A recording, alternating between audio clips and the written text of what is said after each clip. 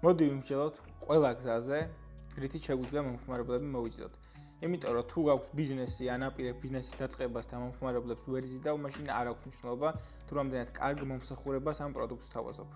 პირველი, რაც შეიძლება ყველას გაგვახსენდეს, არის ძალიან basic, ძალიან პრიმიტიული, თუ ფიზიკურ პროდუქტს ყიდით, გავხსნათ ვიქირავთ კომერციული ფართი, გავხსნათ მაღაზია, გამოვკიდოთ ბანერი ამ კომერციულ ფართზე, შეიძლება მოკლე მასტიმულირებელი წინადადებაც იყოს თუ რატომ უნდა შემოვიდნენ ამ მაღაზიაში და უბრალოდ დავუდოთ გამბლელს, რომ შემოიხედავს. აქ გააჩნია თუ რა ნაკადი მოძრაობს ამ არეალზე, რამდენი გამოხედავს ამ ბანერს და ვინც გამოხედავს რამდენს ენდომებო პროდუქტი და რამდენი შემოვა. ეს ერთი გზა. მეორე გზა, cold outreach-ს რო ეძახიან, პირდაპირ დაკავშირებას კლიენტების, ამას უფრო მომსახურების სფეროში service-based ბიზნესები იყენებენ, მათ აქვთ პოტენციური სეგმენტის ნომრები ან მეილები და პირდაპირ უკავშირდებიან. ალბათ ბევრჯერ დაკავშირებია ავტოიმპორტი კომპანია, ბანკი, მათ აქვთ შენი ბაზა და გიკავშირდებიან თუნდაც ფასდაკლების შემოთავაზებით ან რაიმე პირობით. მესამე შეიძლება იყოს ეგრეთ წოდებული გორილა მარკეტინგი, მარკეტინგის არასტანდარტული მეთოდი, რომლითაც ვცდილობთ გავაოცოთ ადამიანების ფართო მასა. ვეცდები უკეთრო გაიგოთ, აი აქ გამოვაჩინო მაგალითი. ეს არის გორილა მარკეტინგის მაგალითები და ბიზნესები იყენებენ ამას, რათა დადებითი შთაბეჭდილებები მოახდინონ ადამიანებზე და ძლიერი კავშირის შექმნან. მეოთხე გზა, word of mouth-ი, იგივე ენით სიტყვიერად გავრცელების მარკეტინგი. აქ უბრალოდ უნდა დავეყნოთ იმას, რომ ჩვენი მომსახურება იყოს ძალიან კარგი და მაგალითად ჩვენგან თუ შეიძენს ადამიანი ჩვენზე მოყვეს თავის სანაცნობო წრეში ან ვინმეს ურჩიოს ჩვენს შესახებ. კარგი, მეხუთე, ინფლუენსერ მარკეტინგი. ჩვენს ინდუსტრიასთან ახლო ინფლუენსერი დავიქირავოთ, შევაწერინოთ ვიდეო და ჩვენ შევთავაზოთ სანაცვლოდ რამე, თუნდაც რა ქვია იმ სიტყვას. რა სიტყვას ვეძებ?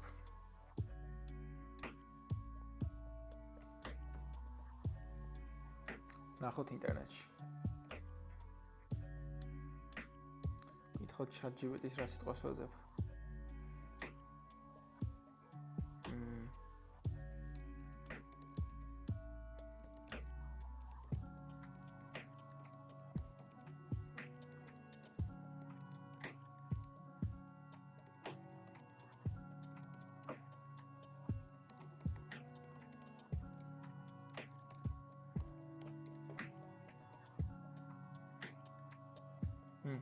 ბარტერი. არ ვიცი ამ უაზრო სიტყვას ამდენი დრო რატო დაუთმე, მაგრამ ამ ბარტერით დავუკავშირდეთ ვითანამშრომლობთ ინფლუენსერთან, ან ფული გადავხადოთ. მაგალითად, თუ გაქვს ავტოიმპორტის კომპანია საქართველოში, ან ავტონაწილებთან დაკავშირებული ბიზნესი, ყველაზე რელევანტური ინფლუენსერები იქნებიან, ვინც ავტომობილებზე იღებს ვიდეოებს და ვისაც აუდიტორია უყურებს. იმიტომ რომ მათ უყურებს ავტომობილების მოყვარული აუდიტორია. კიდე რა შეიძლება, რა გზები არსებობს, გვაქვს ბიზნესი და რომ მოვიზიდოთ მომხმარებლები. ადრე რო იყენებდნენ ფლაიერების დარიგება. მოვძებნოთ ვინმე სტუდენტი ან სკოლის მოსწავლე, ვისაც ფული სჭირდება და საკმაოდ იაფად ხელმისაწვდომ ფასში დაარიგებს ფლაიერებს. მაგრამ ამ ფლაიერებს დიდი ალბათობით ადამიანები ძალით გამოგართმევენ კულტურულობის მიზნით და შემდეგ ნაგავში გადააგდებენ. ძალიან იშვიათად თუ შეხედავენ. შემდეგი გზა, დიდი ბანერი გამოვფინოთ ხალხმრავალ ადგილას. აქ აუდიტორია საკმაოდ ზოგადია, ვინაიდან ბავშვებიც ნახავენ, მოხუცებიც, დასრულებიც, სხვადასხვა ინტერესებით და სხვადასხვა ფსიქოლოგიით. ხარჯი საკმაოდ მაღალი იქნება და აქ ბიზნესმა უნდა გადაწყვეტოს რამდენად უღირს. ძირითადად ამას აკეთებენ ბიზნესები, რომლებიც საკმაოდ ძვირად ყიდიან თავიანთ პროდუქტს. მაგიტომ ვამჩნევთ ამ ბილბორდებზე ძირითადად დეველოპერულ კომპანიებს, სამშენებლო კომპანიებს ან ძვირფას ავტომობილებს ვინც ყიდიან აი მაგ ინდუსტრიებში. შემდეგი რა შეიძლება იყოს? Google. რო გამოვჩნდეთ Google-ში. გავაკეთოთ ვებსაიტი, SEO ოპტიმიზაცია გავუკეთოთ, რომ საკვანძო სიტყვის ჩაწერისას რაც შეიძლება მაღლა დაირანქოს, ანუ მაღლა ამოვარდეს ჩვენი ვებსაიტი, თუნდაც პირველ გვერდზე. Google-ში გავარეკლამოთ, YouTube რეკლამაზე გამოჩნდეს, YouTube ვიდეოზე, რაც მე პირადად მეზისხება და არასდროს არ უყურებ YouTube-ის რეკლამას და არ ვიცი ვინმე თუ უყურებს, თუ ძალიან არ მიქცე ჩემი ყურადღება და ძალიან ჩემს საჭიროებებზე მორგებული არ იყო, ალბათ არც მე და არც თქვენ YouTube რეკლამებს არ უყურებთ და თუ უყურებთ, დაწერე კომენტარებში. ხო, Google Ads-ით საკმაოდ ფართო საშუალება გვაქვს, რომ Google-ის სხვადასხვა არხებზე გამოჩნდეს ჩვენი რეკლამა, მაგალითად ვებსაიტებზე, არ ვიცი, ძალიან ბევრ ადგილას მოკლედ.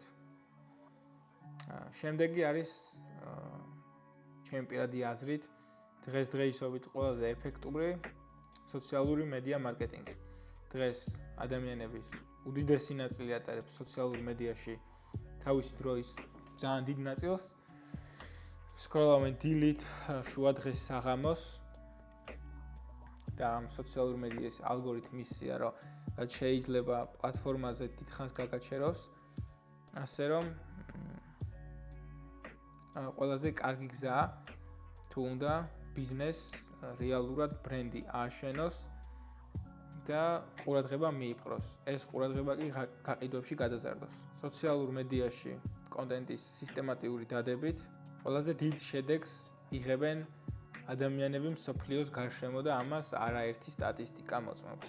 და რომც მოусვინოთ ნებისმიერ მილიონერს თუ მილიარდელს, ბიზნესმენს, ყველა იტყვის, რომ მით უმეტეს დღეს, როცა ყურადღება არის ახალი ვალუტა, სოციალურ მედიაში აქტიურობა, კონტენტის სისტემატურად შექმნა და მოკლედ ამ სივრცის რაც შეიძლება კარგად ათვისება, უნდა იყოს ნომერ პირველი პრიორიტეტი ნებისმიერი ბიზნესისთვის.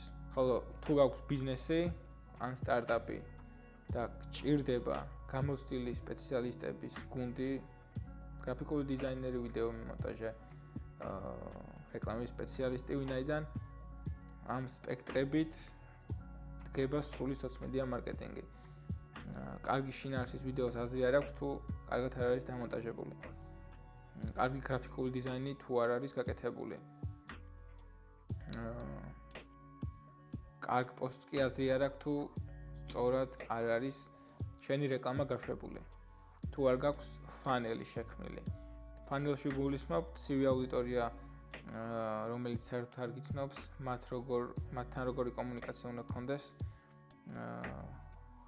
მათ რომ ისინი რო გაგიცნობენ შენი ბრენდი რო ეცოდინებათ, მე როგორ უნდა მიუდგე, როგორი კომუნიკაცია უნდა გქონდეს და შემდეგ ეტაპზე უკვე მათ როგორ უნდა მიყიდო. ამ ყველაფერს სრულ სოციომედია მარკეტინგს უზრუნველყოფთ ჩვენ და თუ გსურს დეტალების გაგება, შეგიძლია ნებისმიერ დროს დამიკავშირდე პირადად WhatsApp-ზე, მოცემულ ნომერზე ან სოციალურ ქსელებზე, აი აქ.